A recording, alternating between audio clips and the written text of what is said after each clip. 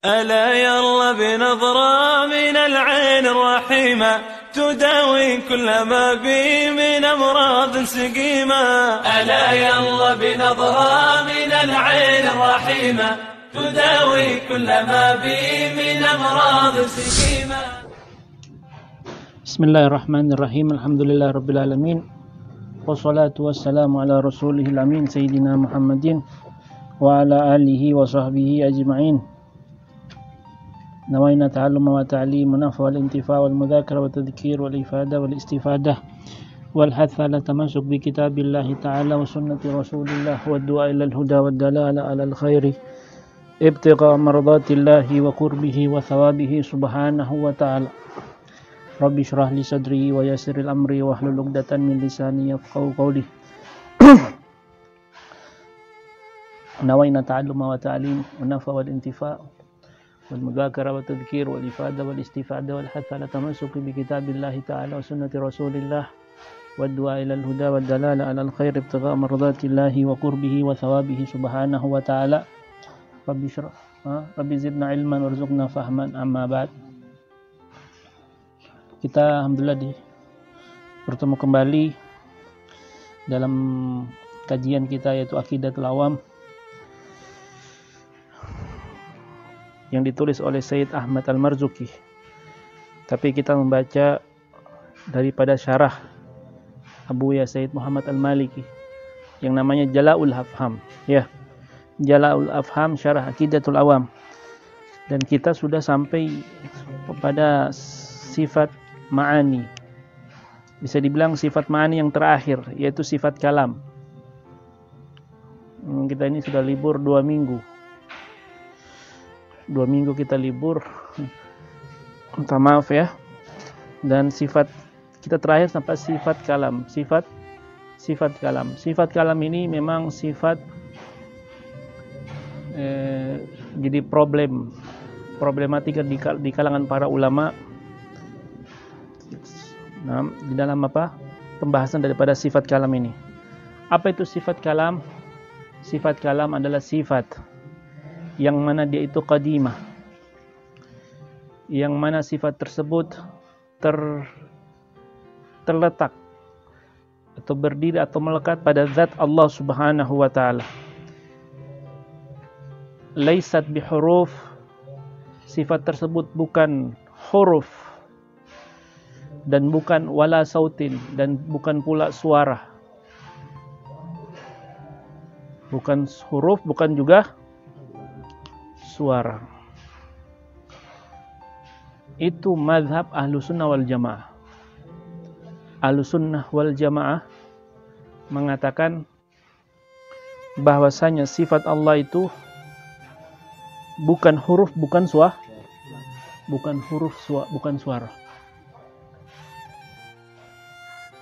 Berbeda dengan Wahabi. Wahabi bilang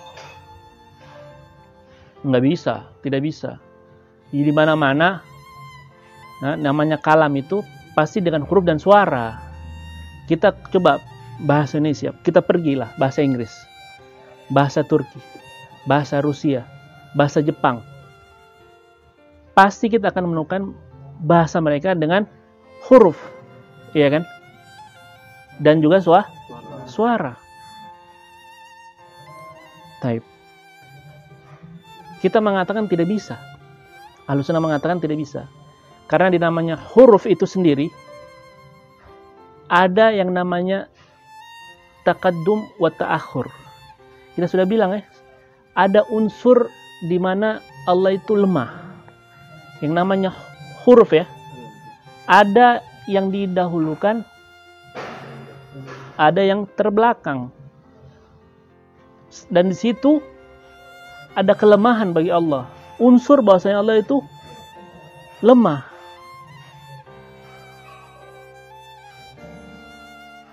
Kita sebagai manusia ingin mengungkapkan suatu argumen, pemahaman ilmu yang kita pengen jelaskan ke orang. Apa langsung kita jelaskan? Tidak bisa. Kita harus memulai dengan kata-kata. Iya kan? Sampai pada titik kata terakhir sehingga orang itu bisa paham. Nah, itu kesempurnaan buat kita. Tapi itu tidak kesempurnaan itu ada unsur kelemahan bagi Allah Subhanahu wa taala. Itu yang dipahami oleh Wahabiyah. Tidak bisa. Semua yang kita lihat itu ada yang namanya suara atau bahasa, pasti ada perkataan, itu pasti ada suara dan huruf. Namanya perkataan, kalam, itu pasti ada suara dan huruf. Pergi lagi yang namanya Al-Mu'tazilah. Orang-orang Mu'tazilah mereka mengatakan, ya, Allah itu punya sifat kalam. Jadi sifat kalam yang dikatakan oleh Wahabiyah itu bukan sifat kalam yang diyakini oleh Ahlussunnah wal Jamaah. Karena Ahlussunnah meyakini bahwasanya perkataan sifat kalam Allah itu bukan huruf, bukan suara. Akan tapi yang diyakini oleh Wahabiyah ini bahwasanya sifat kalam itu ialah sifat kalam yang mana mempunyai huruf dan suara. Taib. Pergi ke Al-Mu'tazilah. Al-Mu'tazilah bilang, dia mengisbatkan, dia meyakini bahwasanya Allah mempunyai sifat kalam. Bagaimana Anda meyakini sifat kalam bagi Allah? Allah Subhanahu wa taala menciptakan. Syuf. Allah bukan Allah yang berbicara, tapi Allah menciptakan suara. Contoh, ketika Nabi Allah Musa alaihissalatu wassalam di Bukit Tursina beribadah dengan lama di sana, sampai wa kallamallahu Musa taklima. Allah Subhanahu wa taala berbicara dengan Nabi Musa. Berbicaranya bagaimana? Dikatakan oleh Al-Mu'tazilah, Allah Subhanahu wa taala menciptakan suara di gunung atau di batu, sehingga batu itu yang berbicara kepada Nabi Musa. Dan di sini juga berbeda dengan Ahlussunnah wal Jamaah. Ahlussunnah wal Jamaah tidak meyakini seperti itu. Lah terus Ahlussunnah wal Jamaah meyakini bagaimana? Ahlussunnah wal Jamaah meyakini bahwasanya sifat kalam yang ada pada zat Allah Subhanahu wa taala, sifat kalam itu tidaklah memiliki suara dan tidak pula memiliki huruf. Kok bisa seperti itu? Dibuktikan sama Ahlussunnah wal Jamaah bahwasanya ada kalam yang bukan dari suara dan bukan pula dari huruf. Bagaimana? Ahlussunnah mengatakan namanya kalam nafsi. Apa? Kalam nafsi. Kalam, perkataan di dalam diri kita.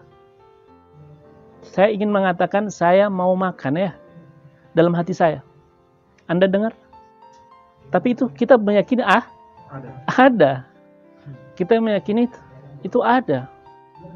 Dan bukan hanya di situ. Para Ahlussunnah wal Jamaah mendalami sifat kalam, bahwasanya orang yang bisu itu bisa berbicara, ya, bisa berkata. Dia bisa berkata. Bagaimana? Apa itu? Mau makan, dia lapar, atau dia bikin isyarat-isyarat, ya. Dan itu makanya para ulama Asy'ariyah mengatakan di dalam bab fikih, ya, orang akhras, orang yang bisu itu, isyaratnya dia juga dikatakan perkataan. Karena kenapa? Karena dampak, ya, awal mulai dari dalam akidah, syuf. Dari akidah dibawa ke fikih. Makanya saya selalu bilang, orang yang akidahnya benar, pasti fikihnya benar. Pasti tasawufnya benar. Tapi kalau akidah yang sudah salah, pasti fikihnya juga akan salah. Pasti tasawufnya juga akan salah. Jangan dianggap enteng, ini namanya akidah. Taib. Anak kecil saja, orang tua, anak kecil menangis. Tahu orang tua ini mau minta susu, ini maunya makan, ini mau kamar mandi. Tahu orang tua. Padahal cuma menangis. Di situ juga ada makna perkataan. Nah, taib. Itu sifat kalam, namanya. Itu sifat kalam.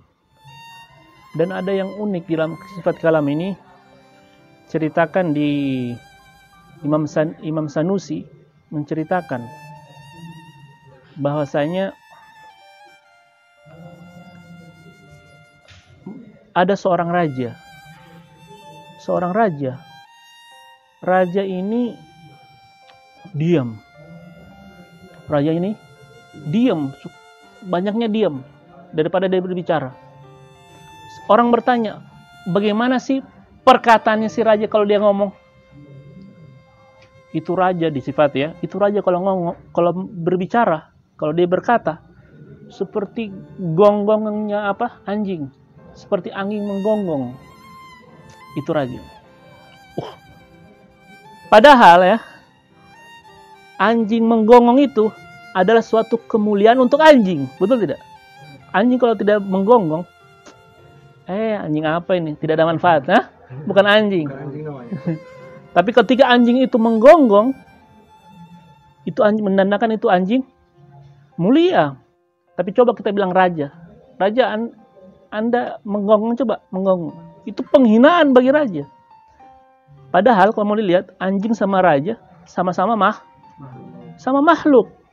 Boleh tidak Allah ciptakan gonggongan itu kepada manusia dan diam itu untuk anjing saja? Boleh tidak? Boleh. Kenapa tidak boleh? Dan di sini bisa jadi tolak pikir kita. Bagaimana kita memandang makhluk Allah Subhanahu wa taala. Nah, Nabi Musa alaihi salatu wassalam ketika dia mendengar perkataan Allah, dia tutup telinganya. Pulang kepada kaumnya, dia tutup telinganya. Kenapa? Ditanyakan kenapa? Beliau menjawab, beda rasanya perkataan Allah sama perkataan manusia. Al-Imam Ibn Atha'illah As-Samarkandi, beliau meriwayatkan ada seorang wali abdal, namanya siapa? Imam Al-Makini. Beliau mimpi. Imam ini mimpi ketemu bidadari. Mendengar perkataan bidadari. Pagi harinya mendengar perkataan manusia, dia langsung muntah. Karena bilang tidak level perkataan manusia dan perkataan bidadari. Ini padahal manusia sama bidadari sama-sama makhluk. Bagaimana dengan perkataan Allah Subhanahu wa taala? Sehingga timbul problem di dalam Al-Qur'an. Banyak korban di dalam perkataan Al-Qur'an itu sendiri. Apakah Al-Qur'an itu makhluk atau tidak? Kata-kata Al-Qur'an itu namanya lafadz mustarak. Apa itu lafadz mustarak? Lafadz yang mempunyai satu kata tapi mempunyai lebih dari makna satu. Maknanya bukan cuma satu tapi lebih daripada satu. Itu namanya lafadz mustarak. Bahasa Indonesia apa mustarak? Satu kata tapi maknanya lebih dari satu. Bahasa Arabnya lafadz mustarak. Al-Qur'an itu punya dua makna. Makna yang pertama Al-Qur'an yang kita pahami adalah tulisan ya. Yang di dalam Al-Qur'an itu sendiri dalam dari Al-Fatihah sampai Al-Ikhlas itu namanya Al-Qur'an. Al-Qur'an yang makna kedua adalah sifat kalam yang ada pada zat Allah Subhanahu wa taala, itu juga Al-Qur'an. Sifat kalam yang ada pada zat Allah Subhanahu wa taala, itu juga makna Al-Quran. Sehingga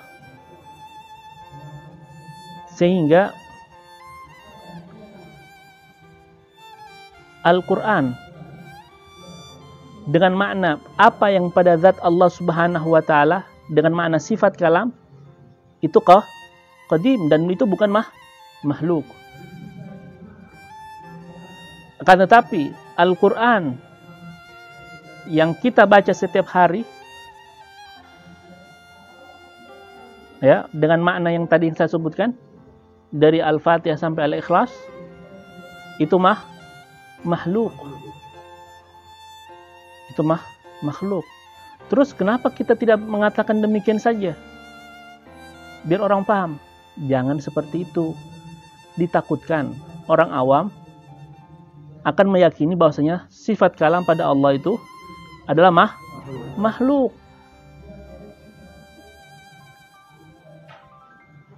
Karena ini lafaz makna Al-Quran itu punya dua makna, punya lafaz mustarak. Punya lafaz mustarak. Baik.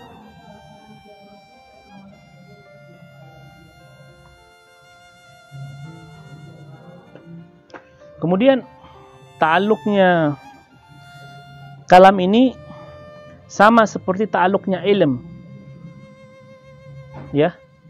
Ilm kemarin, sifat ilm itu ta'alluqnya, hubungannya, tergantungnya dengan apa?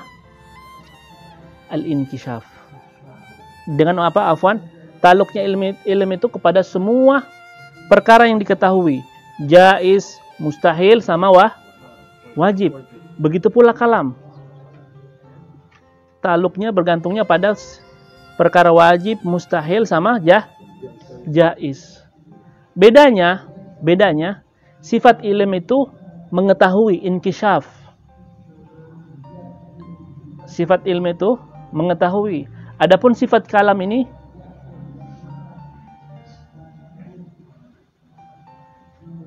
dalalah. Sifat kalam ini ta'alluqnya dalalah. Bukan apa? Inkishaf, tapi dalalah. Menunjukkan. Saya ingin menjelaskan kepada kalian, menjelaskan tentang makna kalam. Ya. Bagaimana saya menjelaskannya? Dengan saya berkata, ya. Saya berkata, maka saya berkata itu, berkalam itu dengan maksud menunjukkan tentang makna pembahasan ilmu akidah yang kita bahas ini. Contoh, ente kan tahu di mana rumah ente, tah? Tahu kan di mana rumah antum? Saya tanya, di mana rumah ente? Ente sudah tahu. Ente jelaskan. Jalan ini. Dia itu senang menunjukkan alamat atau rumahnya. Itu namanya ta'alluq kalam. Ta'alluqnya dalalah.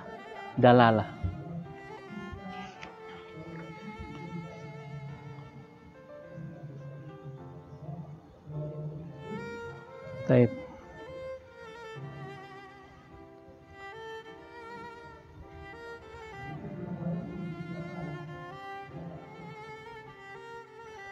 Kemudian kita baca kitab, ya. Qala ta'ala. Setelah kita mempelajari dalil apa secara akli. Nah, ada satu pembahasan di sini tentang yang namanya cara mengetahui sifat kalam ini. Apakah dengan dalil akli atau dalil nakli? Apakah dengan dalil akal?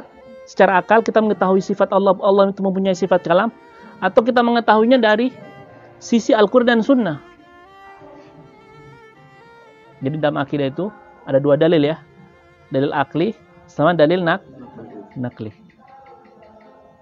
Sifat-sifat Allah itu seperti wujudnya Allah, kudrahnya Allah, iradahnya Allah, sama ilmunya Allah, itu diketahui dengan dalil akli. Jangan ente pakai dalil nakli. Depan ente liberal, tidak meyakini Tuhan, atau orang non muslim. Ente bilang, gimana ente buktikan bahwasanya Tuhan itu Allah? Allah bilang, qala Allah Ta'ala. Dia tidak percaya. Iya kan? Dia tidak percaya dengan itu. Maka bagaimana? Dengan dalil akli. Dengan dalil akli. Adapun sifat kalam ini diketahuinya dengan dalil nakli. Dengan dalil nakli. Al-Imam Al-Ghazali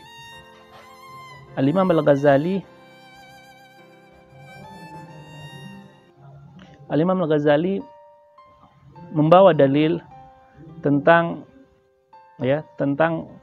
sifat kalam ini, dan dalilnya itu tidak kuat karena beliau menggunakan dalil yang namanya kamal wal naqs, dalil kesempurnaan dan kekurangan. Ada dalil namanya kesempurnaan kekurangan. Bahwasanya beliau mencontohkan Allah Subhanahu wa taala mana lebih sempurna? Tuhan yang berbicara atau Tuhan yang diam? Berbicara dan diam. Ya, berbicara dan diam. Beliau mengatakan berbicara itu sempurna, diam itu kekurangan. Kita katakan dalil beliau itu lemah. Karena kenapa? Namanya kesempurnaan dan kekurangan itu relatif. Kesempurnaan atau kekurangan itu nisbi, relatif. Beda antara Tuhan sama makhluknya. Kita bisa rindu. Itu kesempurnaan buat kita. Betul tidak? Kenapa kesempurnaan? Ente manusia normal. Tapi kalau ente tidak punya rindu, coba ente pergi ke dokter dulu. Cek psikolog ente kenapa. Ada masalah mungkin ente. Kenapa ente tidak bisa rindu? Anak tidak rindu sama orang jauh. Anak punya adik tidak rindu. Tidak pernah ketemu sama teman. Anak tidak rindu. Ente ada masalah mungkin ente. Iya kan? Tapi ketika kita rindu, di situ kita sempurna. Tapi Tuhan kalau memiliki sifat rindu, itu kekurangan bagi Tuhan. Yang namanya rindu itu tidak punya kemampuan untuk bertemu kepada yang dirindukan. Artinya Allah tidak mampu, Tuhan itu tidak mampu untuk melepaskan kerinduannya itu. Dan itu kelemahan. Iya kan? Dan itu kelemahan bagi Tuhan, bukan kesempurnaan, tapi kesempurnaan bagi manusia. Sehingga kita katakan kesempurnaan dan kekurangan itu nisbi, relatif. Tidak bisa kita katakan apa yang kita rasakan sempurna itu sempurna bagi Allah juga, tidak. Buktinya kerinduan itu kesempurnaan buat kita, tapi itu kekurangan bagi Allah. Jangan ente nisbatkan demikian. Nah, sehingga dalil untuk menunjukkan bahwasanya sifat kalam itu dengan dalil apa? Dengan dalil apa? Nakli. Dengan dalil nakli.